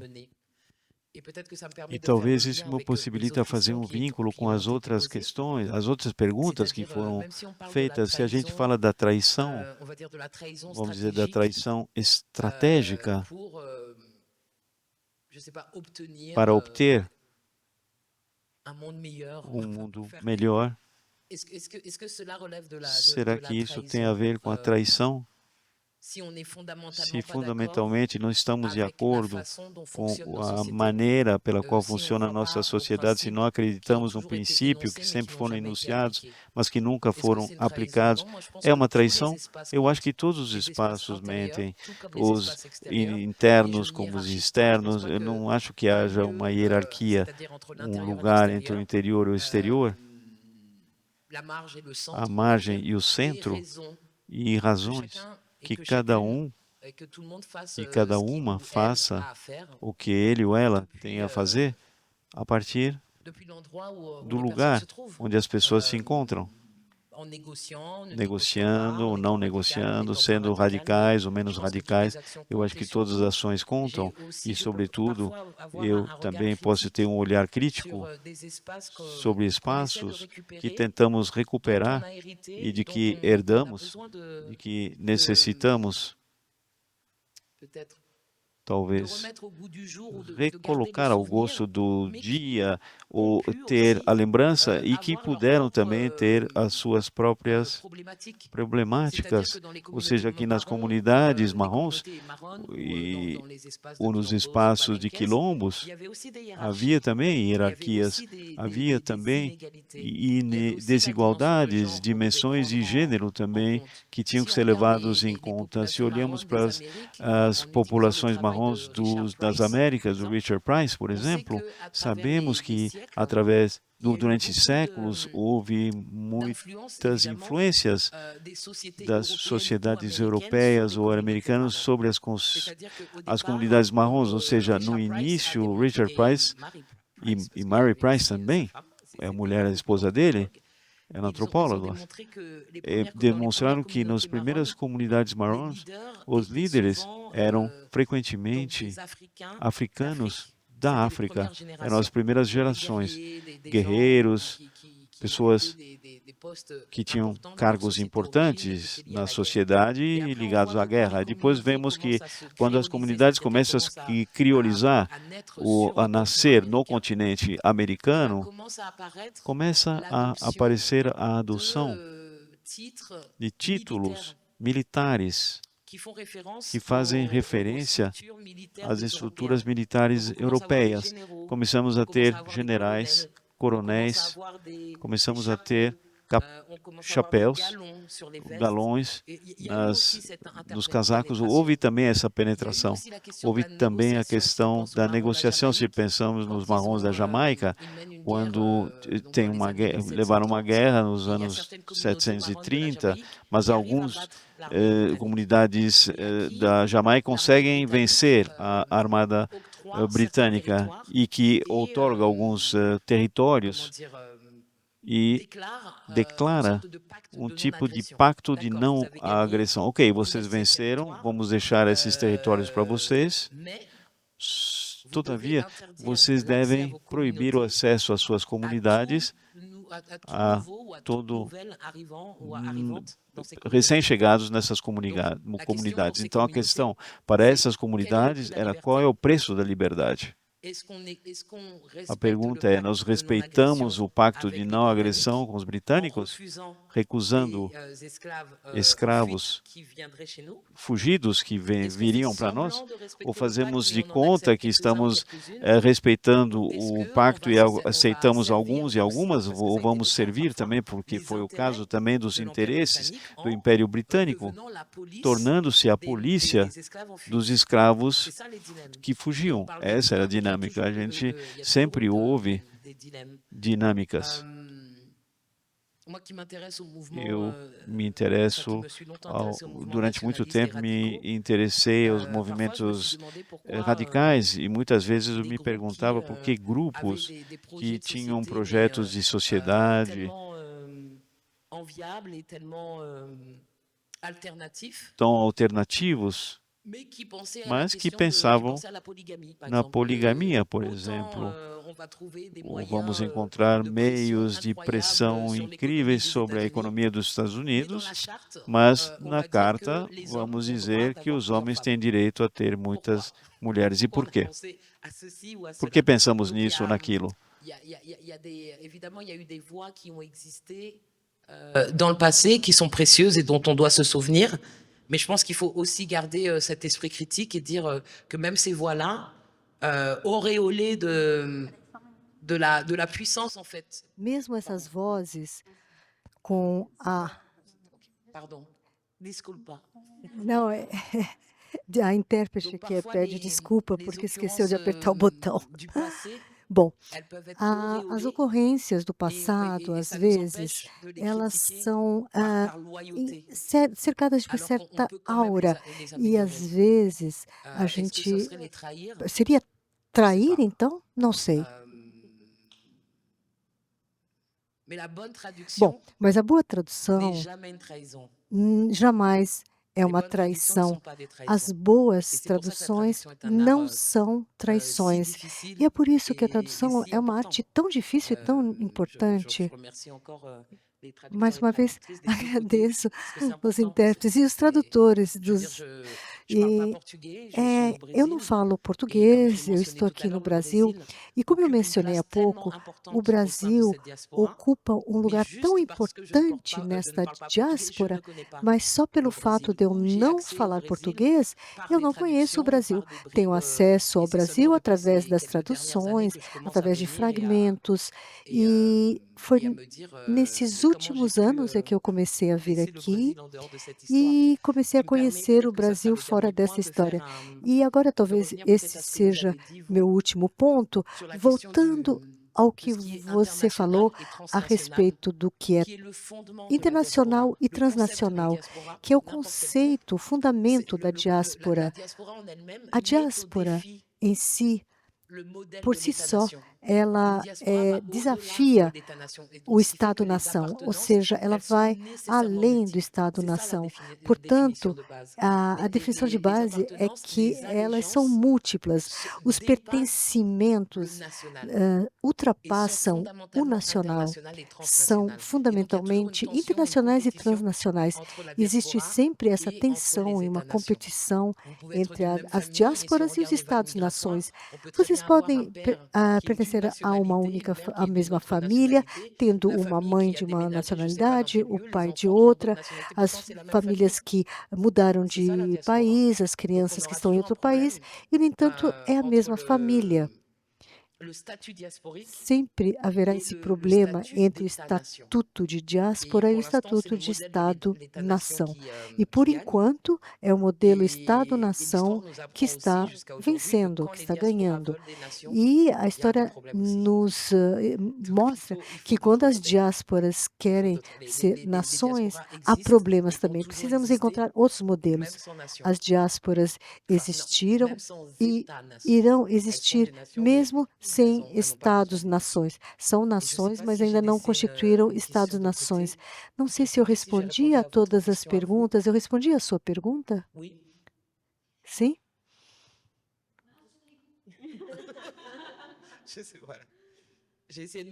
Bem, eu tentei me lembrar. Bom, mas se eu esqueci alguma coisa, a gente pode voltar a isso mais tarde. Je pense qu'il s'agissait d'une question à propos de la musique. Ah, sim, é verdade. A música e a escrita. Um pouquinho o que a Bianca dizia.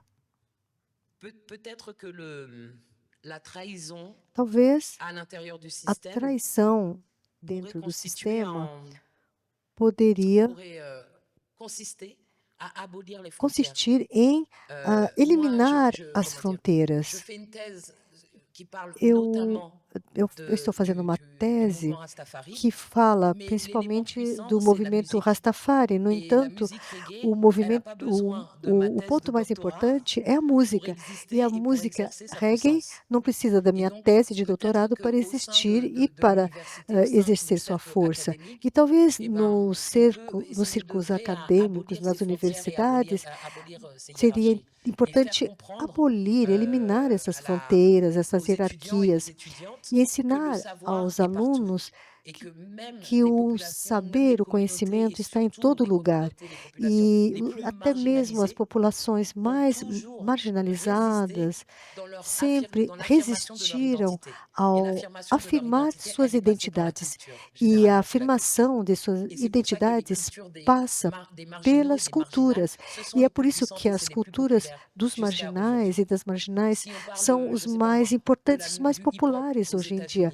Se falamos por exemplo, do hip-hop nos Estados Unidos, cujas raízes remetem às populações afro-americanas mais pobres do Bronx, ou da cidade de Nova York, nos Estados Unidos, e vocês veem o que isso se tornou, e até mesmo os Estados Unidos, eles reivindicam esta cultura. Eu penso na cultura gitana, na Espanha, e E agora a Espanha reivindica essa cultura. E você imagina o reggae. O reggae é a Jamaica. E, no entanto, os primeiros rastas foram perseguidos pela polícia, foram colocados em asilos psiquiátricos e, às vezes, foram detidos e também assassinados. Eram os párias da sociedade. Hoje em dia, o reggae é Bob Marley, os Rastafaris, etc. Então, em termos de ensino, eu acho que talvez seja importante fazer compreender que é importante eliminar as barreiras. A música sempre alimentou tanto o saber quanto a escrita. E a música é um instrumento que mobiliza. Eu falei a respeito de relatos que faziam movimentar populações de um lugar para o outro. Esta música tem esse movimento originário que é aquele do corpo, o corpo que se move, algo que se move. Então, podemos pensar em transcrever isso ou então considerá-lo tal como ele é. Eu gostaria, por exemplo, de não ter que escrever coisas científicas sobre esses temas que existem por si só. Isso eu consideraria como sendo uma forma de traição, ou seja, tentar traduzir em termos acadêmicos algo que não precisa ser traduzido. Mas isso me permitiu ter um diploma, ter um trabalho e uma legitimidade social, e isso pode me permitir fazer outra coisa. Mas os rastas não precisam de mim para existir. Bom, acho que agora eu respondi a tudo, né? Eu tenho vontade de responder, né, as 3 perguntas ou de reagir às 3 colocações com uma frase assim: não há separação, né? Muito nessa linha do que a gente acabou de ouvir. Porque a gente é bastante racional, moderno e eurocêntrico pensar em um caminho e numa linha, né, no progresso, no desenvolvimento, e que você escolhe uma coisa ou outra coisa, e que elas estão separadas e são diferentes.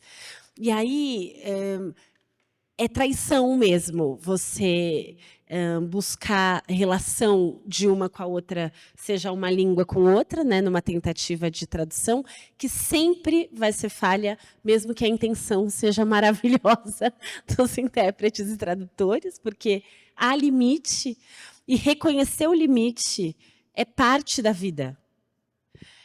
Então, é como se... E o jeito como a gente lida com o erro, ou com a ideia do erro, de que não pode errar, porque só existe o certo, é uma mentira tão grande, porque o erro existe, e o erro vai existir, e o erro faz parte. Então, mesmo que a gente busque acertar, existe o erro, e uma coisa faz parte da outra. E muitas culturas diferentes lidam com isso de um jeito muito bonito. Eu conheço pouco do taoísmo, mas o pouco que eu conheço, quando a gente olha para o Tao, que, né, aquele círculo, metade preto, metade branco, e dentro do branco tem uma bolinha preta, dentro do preto tem uma bolinha branca, tem esse ensinamento da integração e de que uma coisa contém a outra.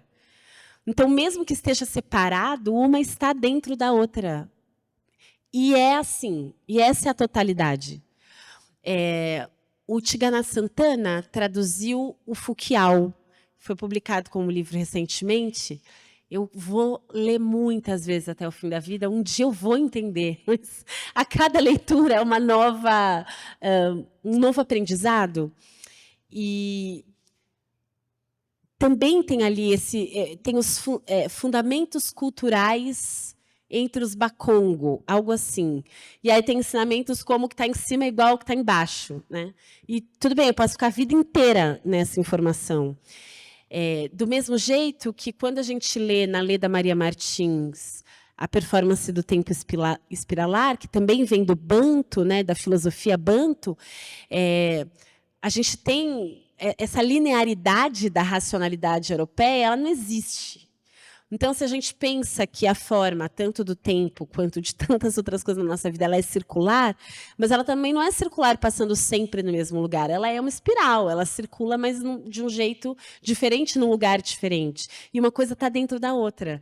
Então, o erro está dentro do acerto, assim como o acerto está no erro, e a traição, ela está na tradução e vice-versa. Então, eu estou aqui falando para vocês mal da ideia de direito, sendo parte da Casa Sueli Carneiro, que compõe a Coalizão Negra por Direitos.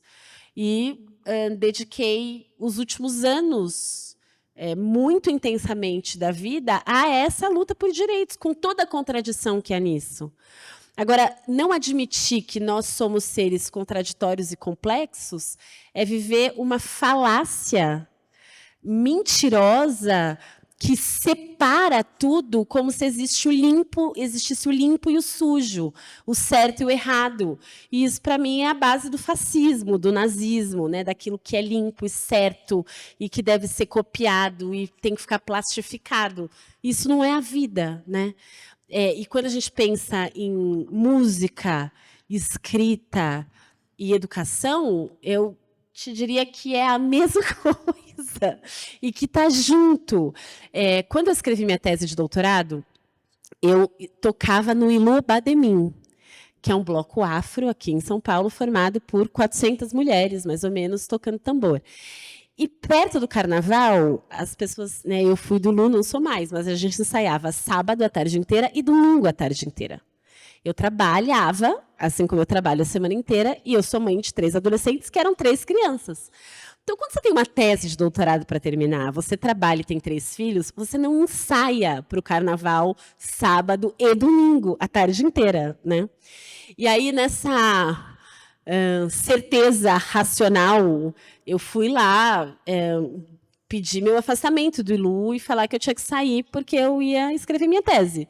E a hora que eu paro na frente da Beth Belli e da Mazé para dizer isso, eu começo a chorar e não consigo dizer isso para elas, porque é como se eu estivesse arrancando um pedaço de mim. E voltei para casa e falei, eu preciso fazer alguma coisa com isso, que eu não sei o que é. Porque eu ficava... E era um carnaval em que a gente estava tocando para a Lia de Itamaracá, que é filha de Iemanjá. Então, era aquele mar de mulheres tocando para Iemanjá. E a minha tese era Memória de Mulheres Negras. Assim, eu demorei para entender que eu estava fazendo a tese, tocando no Ilu, né? E eu só entendi isso quando eu chegava em casa. Eu precisava voltar para a tese, eu não conseguia, porque eu estava com o corpo tomado pela música, pelo tambor e pelo movimento. E eu falava, não, então tá bom, então eu vou escrever um pouco como foi essa tarde, para eu conseguir voltar para a minha pesquisa. Então eu parava e descrevia o toque para Iemanjá e essa memória do corpo. E aí, quando eu ia voltar para a tese, eu falava, mas eu acho que tem a ver. E aí, um dia eu escrevo, né, para as mestras do Ilu e falo, gente, desculpa, eu nunca pedi autorização para vocês para pesquisar o Ilu ou para escrever sobre o que acontece no Ilu, mas eu comecei a escrever para a tese, toda louca, pedindo desculpa. E a Beth Belli falou, Bianca, escreve o que você quiser, assim, tipo, não enche o saco, ninguém liga, sabe? E aí ótimo, então, e aí eu fui escrevendo na tese, só que aí também liberou outra porteira, né? Aí eu comecei a escrever uma tese em primeira pessoa, em que eu escrevo do toque, do tambor, e aí eu pensava, se eles não me deram o título, dane-se, entendeu? Mas também, assim, duvido que eles não vão me dar o título. A tese é minha, entendeu? Eu já fiz no mestrado tudo que eles queriam, eu vou fazer o que eu quiser nesse doutorado. E meu orientador, Marco Antônio de Almeida, maravilhoso, me incentivou muito a trabalhar as oficinas de escrita, que eu já fazia naquele período, como método de pesquisa. E eu não entendia o que ele estava falando, não entendia. Como assim método de pesquisa? Eu tenho que entrevistar as pessoas, fazer grupo focal. O que você está falando? Como assim a oficina de escrita é método de pesquisa?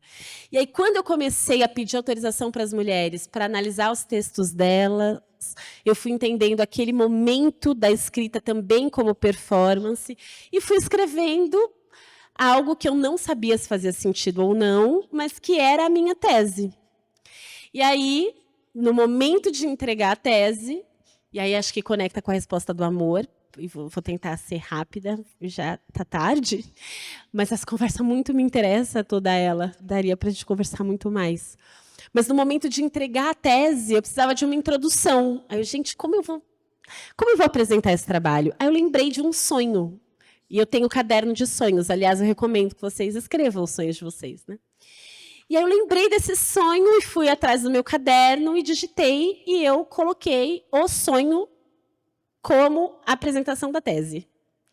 Foi um sonho que eu tinha tido 4 anos antes, quando eu entrei no doutorado, um pouco antes do assassinato da Marielle. E eu estava no Rio de Janeiro, e eu chegava numa favela e um menino pretinho pequeno me chamava.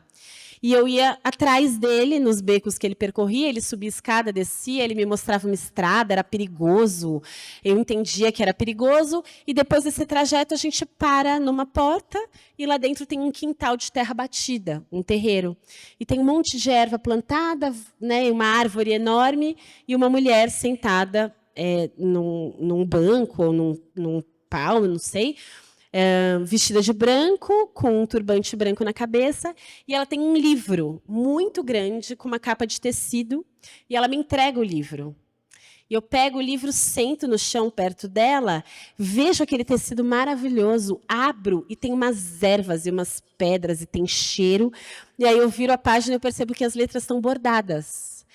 E aí eu vou fazer uma pergunta para ela e acordo. E eu fico muito angustiada, porque eu não perguntei. E a pergunta que eu queria fazer é: como faz para bordar uma tese?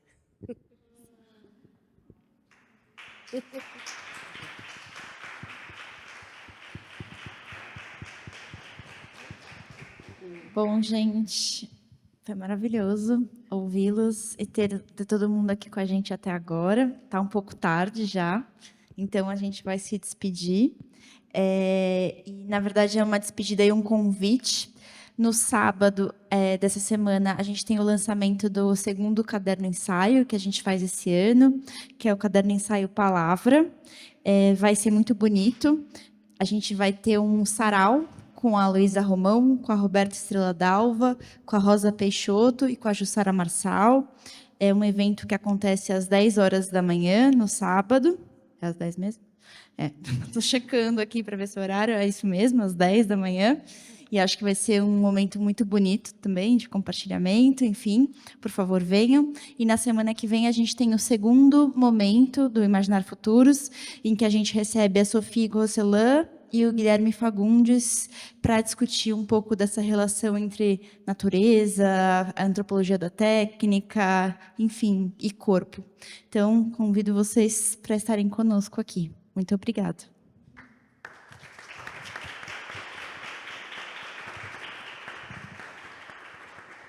Acho que eu só queria deixar alguns lembretes para a gente, para além de respirar. Algumas palavras que assentaram aqui hoje, né? Além de destruição. Acho que tem uma traição boa assim, dos movimentos, né? Quando a gente se propõe a sair de casa e conversar sobre imaginar o futuro, a gente tem que trair muita coisa desse mundo que a gente quer destruir, né? E agradecer as essas âncoras que vocês trouxeram para a gente, assim, como ferramentas de destruição e traição e criação de um movimento que é muito coletivo e ainda mais individual de cada um de nós, em suas cores, classes sociais, vidas profissionais. São âncoras assim que nos pegam com muita verdade. Agradeço. E agradeço, nem sei como dizer isso, mas enquanto pessoa que ocupa esse espaço, tem muita grandiosidade acontecendo no que a gente tem produzido ultimamente. E me sinto muito orgulhosa de fazer parte disso mais uma vez. Disse isso no seminário, digo aqui mais uma vez, tem coisa grande acontecendo em nós, que a gente nem sabe o tamanho de tão grande que é, sabe? Quando você está muito perto de uma coisa, você nem sabe aonde que ela termina. Quando tem essas conversas aqui no Tomi, eu me sinto assim, gente, o que vem depois disso? Que mundo que a gente está dizendo que está querendo inventar, sabe? E é muito prazeroso estar com 2 grandiosas âncoras. Muito obrigada. A gente se encontra sábado de manhã, às 10 horas. Venham dispostos. Vai ser bonito. E, para além disso, acompanhar a programação assim, do Tomi num todo. Isso aqui não é só um fragmento, né? Tem muita coisa, a equipe da comunicação sabe, é muita coisa. E não é só um pedacinho, isso não está isolado, não é separado. É uma instituição que se propõe a pensar. Por mais que a gente possa ficar com muitas dúvidas no meio do caminho, tem contradição, tem reinvenção, tem movimento, mas está acontecendo. E é bom que vocês estejam por perto. Obrigada.